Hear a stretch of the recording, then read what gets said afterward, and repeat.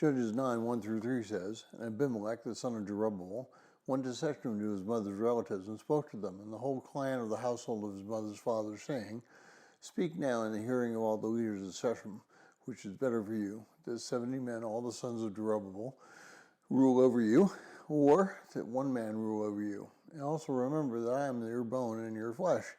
And his mother's relatives spoke all these words on his behalf in hearing all the leaders of Shechem, and they were inclined to follow Abimelech, for they said, He is our relative.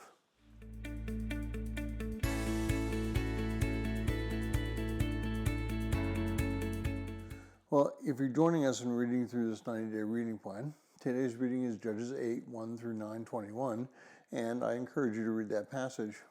Well, Abimelech was exactly the opposite of Gideon. Gideon was humble, Abimelech was proud. Gideon was repentant, Abimelech relished sin. Gideon had a relationship with God, and Abimelech had none. His interference in the judging of Israel in the place of his father could only spell disaster, and it did. Well, today we're faced with a similar situation in the United States, but it's not just with one man, it's with the entire nation.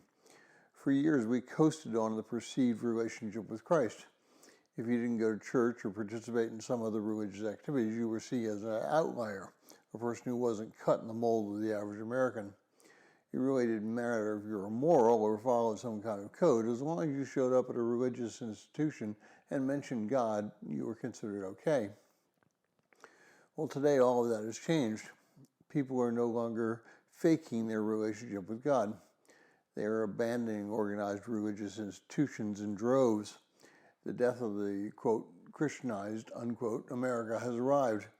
A group called the Nones, meaning they have no relationship with organized religion, has become the fastest growing group in the United States. Well, the result will be exactly as the result was when Abimelech took over.